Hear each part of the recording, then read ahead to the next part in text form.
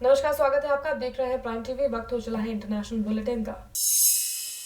Kent county के 23वें adaptation day पर Michigan के 5 साल के माइकल क्लार्क जूनियर को कोर्ट रूम में गोद देने की कार्रवाई पूरी हुई। ये दिन माइकल क्लार्क के लिए जश्न से कम नहीं था, लिहाजा माइकल इस मौके को यादगार बनाने के लिए कोर्ट रूम में अपनी किंडरगार्टन क्लास के बच्चों को लेकर कोर्ट पहुंचा। सुनवाई के दौरान माइकल अपने माता पिता के साथ आगे बैठा था, जबकि उसके साथी पीछे बैठे हुए थे।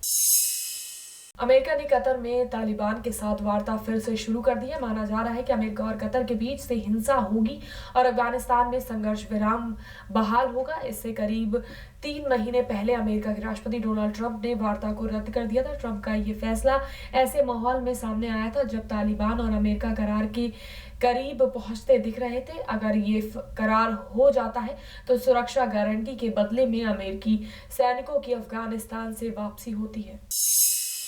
ब्रिटेन के प्रधानमंत्री बोरिस जॉनसन ने भारत और हिंदू विरोधी भावनाओं को लेकर चिंता जाहिर की है। जॉनसन ने साफ तौर पर कहा कि वो किसी भी तरह की भारत विरोधी भावना को स्वीकार नहीं करेंगे। वहीं सीमा पार से जारी आतंकवाद के मुद्दे पर ब्रिटिश प्रधानमंत्री ने भारत का समर्थन किया। उन्होंने कहा कि वो पूरी तरह से भारत के साथ खड़े हैं।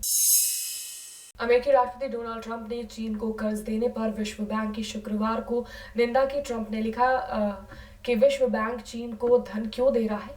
क्या ये संभव हो सकता है? चीन के पास बहुत धन है और अगर नहीं है तो वो उसकी व्यवस्था खुद करे, इसे रोके। अमेरिका के ट्रेजरी सचिव स्टीवन मैनुचिन ने भी ऐसी ही बात कही थी। उन्होंने गुरुवार को एक प्रतिनिधि सभा की समिति में कहा था कि अमेरिका ने चीन में विश्व बैंक के ऋण की बहुवर्षीय परियोजनाओं पर आपत्ति जताई है।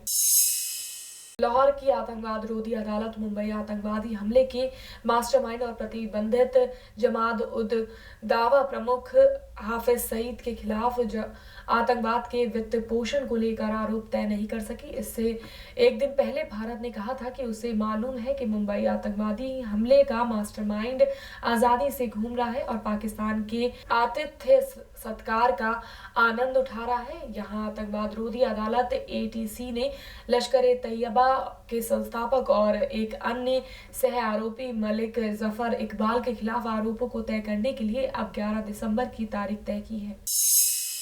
उत्तर पूर्वी केन्या में एक बस पर हुए हमले में कई पुलिस अधिकारियों समेत कम से कम 8 लोगों की मौत हो गई। समझा जाता है कि ये हमला सोमाली इस्लामी शबाब संगठन ने किया है। राष्ट्रपति के एक प्रवक्ता ने शनिवार को ये जानकारी दी। प्रवक्ता ने बताया कि केन्या के राष्ट्रपति अहुरु केन्याटा को वजीर काउंटी में हुए जिहादी हमले में पुलिसकर्मियों समेत 8 लोगों की बर्बर मौत के बारे में सूचित किया गया है।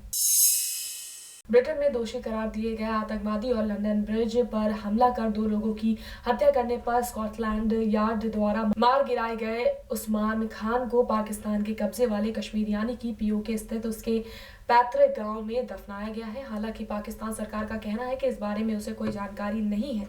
उस्मान के रिश्तेदार ने कहा परिवार उसे ब्रिटेन में दफन नहीं करना चाहता था। उत्तर कोरिया ने अमेरिका के साथ परमाणु अप्रसार संधि पर बातचीत रद्द कर दी है। उसका आरोप है कि अमेरिका अपने घरेलू राजनीतिक एजेंडे तैयार करने में व्यस्त है और बातचीत का बहाना उसकी समय बचाने की चाल है। राजदूत किम सोंग ने कहा कि हमें अमेरिका के साथ लंबी बातचीत की जरूरत नहीं है, अब समझौते का मौका खत्म हो गया है। हालांकि उत्तर कोरिया का कहना है कि इससे देश की कूटनीति स्थिति बदल जाएगी।